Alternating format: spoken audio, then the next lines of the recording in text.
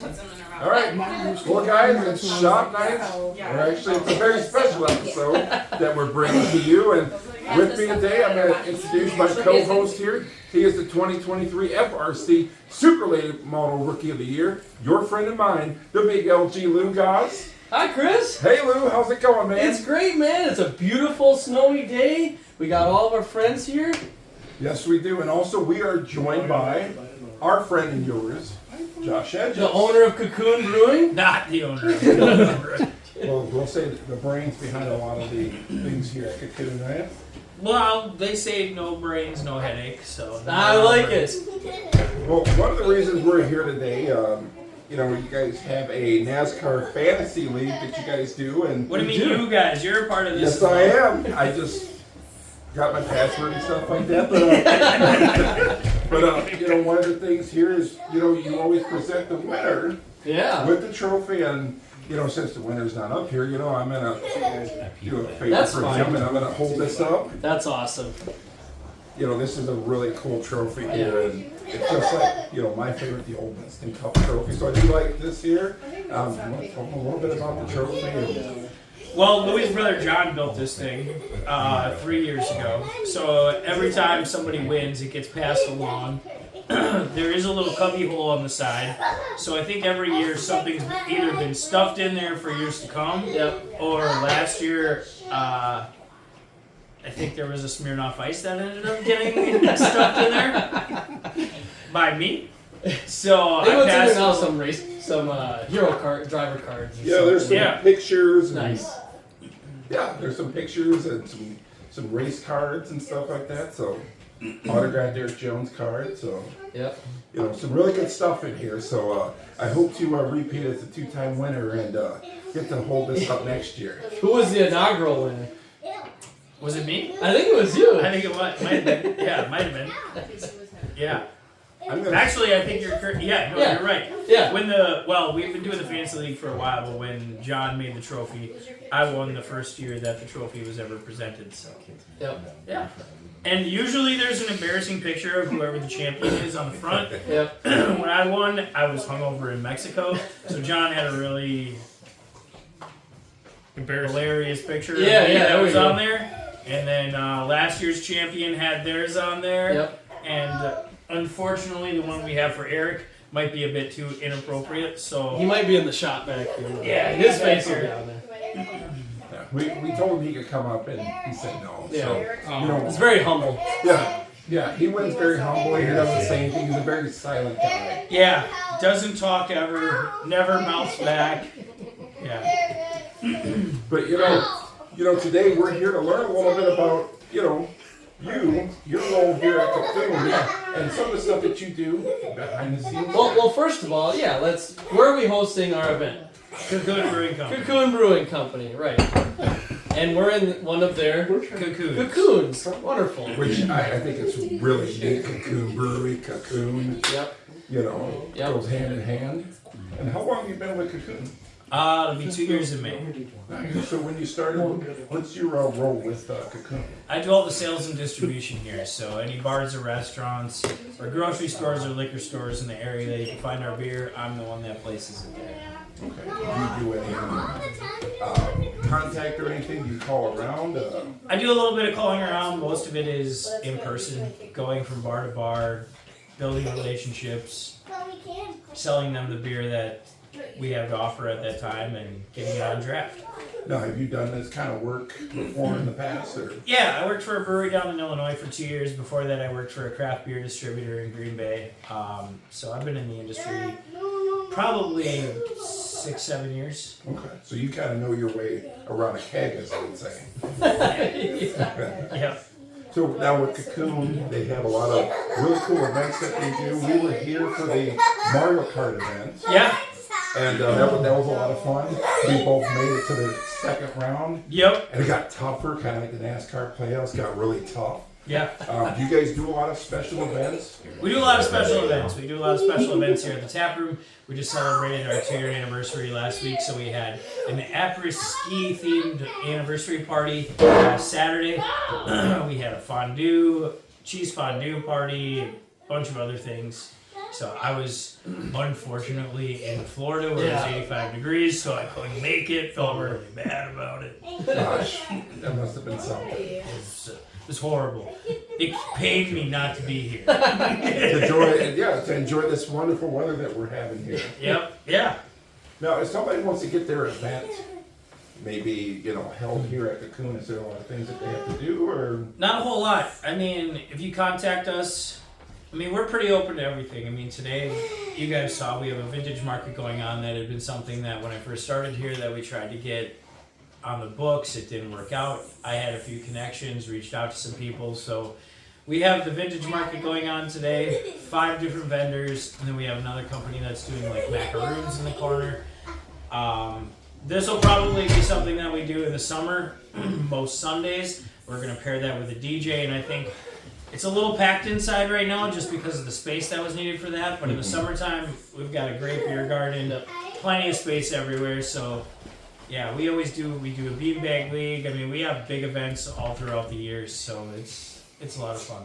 I want to say real quick, so Cocoon, right, they do this awesome, they're doing this vintage event right now, but like, it almost seems like every event, the place is packed. Here, Chris and I are showing up today, and I'm like, it's a Sunday, it's, snowy out, cold, probably pretty quiet. Could barely find a parking spot. They basically doubled the parking in the last year, and it's still not enough. And honestly, I feel like if we ran the numbers, this would be slower than we anticipated. For real. Yeah. That's amazing. And we just have such a great clientele that comes in here. Behind us is all residential, so there's plenty of neighborhood space that people, they just made this their local spot. So even when we expect it to be busier, I think sometimes it's important to be like, it's still pretty busy for a Sunday. Yes. When on a day like today where it was not great out, it was snowing in the morning, we just got dumped on with snow for how many days in a row? It's cold. Not a lot of places are as busy as we are, even when we're expecting it to be more. That's right. So, But I will, before not to cut anybody off, but to you talk were talking, but go ahead. Well, I did. I know how this works. There's a host, and then there's like a guy that does a little color, and you bounce off of each other. But to talk a little bit about the little building that we're in, we have 4 buildings that we call our cocoons. Each are decorated differently, mostly with mid-century modern or some sort of pop art, or we have one that has like Joshua Tree on the wall with a record player. Those are all resemblance of our actual tap room, which I'm pointing over there like everyone on camera can see. We'll probably post some stills of that beautiful tap room. It's an amazing facility. But yeah, throughout the year we rent these out, $100 for 2 hours. You get a private server, which is probably the greatest thing about this because you guys saw the line in there when you go to grab a beer. Yes. So to have somebody that comes out here and serves you is fantastic. They have heat, they have AC, so we can use them year round. We have cable, which we were trying to watch the Daytona 500 That's today. the Daytona 500. And no, it's not. Whatever that is. I don't know what that is. That would be F1. And actually race in the rain. And Eric hates NASCAR, he hates America. He won the fantasy. Yeah, he won the fantasy league. I voted for Trump. He hates the trophy. He just, I don't know. He was actually upset when Trump named it Gulf of America and not Gulf of Eric. Like, type of person he is. I love it. Really humble. But so anyway, these buildings, they have, like I said, cable, Wi-Fi. Summertime, we're a little more loose with the capacity in these things just because it's nice out and people can hover around. We've had groups of 50 or 60 that just set up shop, bring lawn chairs. This is just kind of a hub for eating and drinking. It's a little more private, but it's been such a really great idea. And I don't know if there's any bookings available, and the month is almost over, but Mondays and Tuesdays here, free rentals. Oh, amazing. In Cocoons. All right, I can remember that. Yeah, we will. We'll have to have shop night here on Monday. Yeah, let's There you do go. a show here. There you go. And like, Bring the brake cleaner. we'll be cleaning bearings here. Like that. I wanted to mention. You mentioned how you can kind of sprawl out. This kind of just becomes a hub. Even today, we brought the kids. They brought their snow gear, played out in the snow, whatever. So They pretty much let everyone just kind of roam around. And one of the things I want to talk to you about, you guys have so many different types of beer that are in there, different flavors and things like that. And I think we're drinking some of the Michoacan. Michoacan, yeah. Michoacan. It's our Mexican lager. It's our #1 seller. We actually just got a 20-barrel Bright Sand Class Spring, solely just to keep that on 100% of the time. It's the best selling beer that's in our tap room, so we had to find a way to always have it. Now, do you guys have stuff that comes out every month or every season? We have stuff that comes out almost weekly, depending on what we have available for tap space. Our head brewer brews about twice a week, if not more. And if you see in the market, I get a lot of, "Oh, you guys only brew IPAs," but we typically only can IPAs. That's the way that the market has kind of centered our sales around, so we know that those move. That's what we focus on right now because we don't currently have our own canning line. However, right now, I would say our menu is the most diverse that it's ever been. We have 2 hazy IPAs. I think we have 3 stouts, 3 sours. We have a Hefeweizen, a Saison. We have a dark Mexican lager. I mean, we've got... If you are a fan of beer in general, we have something for you, including the staples, which are our Kolsch, which is a German-style ale, Michoacan, which is the Mexican lager, and the Red Lacewing, which is our amber ale, which is a Midwest favorite. Now, another thing that you guys have that I'm a huge fan of, you guys have pizza. You guys have different types of pizza also. Very good pizza. And you guys have a charcuterie board also. I had that when I came here. Every time I come to Cocoon, I go, man, this place looks new every time I come in. and I had the charcuterie board, and it was, as they say, to die for. I enjoyed it. Your pizzas are something else. Are you guys doing more in the line of that too? Or? We have our mainstay menu, which is about 4 or 5 different pizzas, and then we have a seasonal that rotates, every 3 to 4 months. So we'll have 4 different pizzas that are ever changing. Same with our beer, and I like that because it keeps it fresh, keeps it new. You're not just coming to Cocoon and you're like, these are the same beers that I had when I was here 3 months ago. Or even the pizza for that matter. And we've had quite a few pizzas that people really enjoy. Yeah. And then I've heard plenty of people talk like, I'm pissed that it's not available anymore. And I'm like, that's why you gotta come in. That's why you gotta get in here. Right. So, but in our head chef, Michaela, does a really fantastic job. I mean, some of the things that she's able to work into a pizza don't seem like it should be on a pizza, and then it turns out to be the greatest thing you've ever put in your mouth. Now one of the things I do want to ask you with the success that you guys are having here, there maybe talks of expanding, maybe moving to another, or opening another location. You guys seem like you're doing pretty good here, and you guys are knocking it out of the park. Yeah, I think eventually there's probably room for at least a production facility so that we can expand at least distribution and outside sales a little bit more. I don't know what that all entails, but I mean, we're only 2 years old, so the fact that we're this successful this early, it leaves the window open for a lot of opportunities. Yeah, and when I see opportunities like that, you think, you guys start a YouTube channel where you make taste test beers and things like that.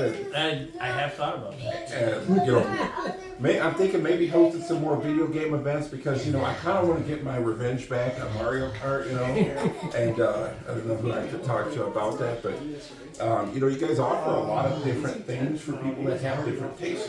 So, for anyone that was, because this was actually a really cool event, to kind of expound on what you're talking about with the Mario Kart event, there's a company that we used that was out of the Manitowoc or Sheboygan area, and they have an inflatable screen. I don't even, how big would you say that screen was? It was huge. It was massive. We blew that up in the back portion of the lot and set up N64. It was a massive screen, outdoors, middle of summer. It was a really great time. That same company also has set up shop with a trailer that has a TV that comes out of the trailer. And like our Oktoberfest that morning, the Badgers were playing Alabama, I believe it was this year. So we had a TV set up outside with plenty of people that came in to watch that game. So we do a number of different things like that. And I like that, because you guys, keep it open to everybody, so it's not one taste for, one person, like you said, with the beer. Right. Now for you, going further with Cocoon, you have any plans on like your career here? Or? Yeah, I think that the immediate plan is to just keep expanding sales. So, we're looking at the Door County area as one spot that's really important to us, just because of the amount of people that come through from Illinois or Indiana that have places up there or just come to travel. I think it's really important to get in front of those faces that have never heard of you before. Mm-hmm. And I do think that we have such a great premium product as far as the beer goes that word of mouth should really be important amongst people who are really interested in craft beer. Definitely. And I think that's important too. And the fact that you get up to Door County, that's a lot of, as they say, new money. Yeah. That you could get. New money, and then all of a sudden you'll see the product out there, and I'll be able to get it up there when I go to Door County in a couple of months. Yeah. But I've enjoyed a lot. You guys have a pecan flavor. Oh, pistachio. Yeah, pistachio. Yep, pistachio emerald. It's a pistachio flavored imperial stout. It's very sweet. One of our bartenders, her dad is actually a beekeeper, so we use locally sourced honey in that beer, which gives it the amount of sweetness that it does, which is actually kind of cool. And I think that's important to everyone here, is to keep local as much as possible, at least when it comes to our events and working with local vendors that come in here, like for the vintage market. I mean, some of the products, you want to use the best product available. So locally, it's not always feasible, especially with price point, and obviously we know how much things cost these days. Mm-hmm. But as far as the events we do, I think it's important for us to maintain a relationship with everyone in the area. And you guys do a really good job of that with your social media posts, and you guys are out there too. And, also, you guys have really good sweatshirts and t-shirts in there that you didn't mention, but they're really merch, cool designs. Our merch, I think we're like in a little bit of an overlap phase right now before we do an order for the spring. But our merch is like, not to brag, but some of the coolest brewery clothing you can buy. And it's really quality. Like, it is. Fortunately, helping out Cocoon in the fall, we're fortunate to get some of their hats and a couple other things, but I think Hayne wore his green Cocoon hat today. He wears it to school. And I wore my blue one the other day. T-shirts are comfortable. Yeah, T-shirts are comfortable. It's all really quality stuff. Yeah, and then the logo on there, just the design. I saw one of the shirts that looked kind of like the old Denver Nuggets skyline one, and that's kind of what I identified as. Well, we have a very particular color scheme and brand. So if we see something that we like, we do some research, we get some samples. If it's the quality that fits and if the price point is right, we don't mind spending the extra money to make sure that somebody's getting a t-shirt that's not just going to crap out on them in 6 months and they're going to be upset. Because that sucks. I've been to breweries before where I bought t-shirts and I'm like, this thing doesn't even fit that great. And I'm like, just clothing isn't cheap. I mean, you're spending $20 to $30 on a t-shirt and then you're like, this isn't comfortable, it's not breathable, it's whatever. It's frustrating. Especially if you have a very active lifestyle and things like that, and the arms are wearing out, and shirt doesn't wash the way that you want it to. So I understand that. And you did an event here, or you came and helped them out earlier with the event here. Yeah, the first Father's Day market, you came and brought the car. Brought the car and Haynes go-kart at that time, and helped to haul the Christmas trees last year. And it was funny because I think that when I asked if you could bring the car, everyone was confused. They were like, sure, what is this? And then I would say a majority of the people that came here actually stopped to check that out. Sure. And the kids loved it because your wife Teal brought. She's always bringing. She brought bubbles, toys, chalk, whatever. Yeah. So it was like a little playground for the kids that could climb in. That's true. The car. I believe there was a few kids on the roof of the car. Yep. And you gave us a primo spot. I mean, we were right in the front of the parking lot. Where the parking lot ended, it has since doubled from that. But well, Chris, I mean, I don't have anything. No. We wanted to thank Josh so much for having us here. He helped us set this up, right? We Drake, we got still plenty of Michigan to go I think I through. got a little bit left here. Maybe this race will even start, or we'll just keep watching those Whatever that is. those go-karts Fallen going leaders. around back there. And F1 Yeah. in Brazil. Those they got big wheel racing. Barbie Big Wheel right there.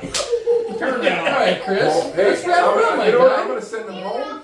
Guys, I want to thank you for joining us. It's shop night. You know what that means. Thank you for joining us, and we'll see you guys next time. Nice job. Hell yeah. Good job. Good job, bud. Nice job, Kevin.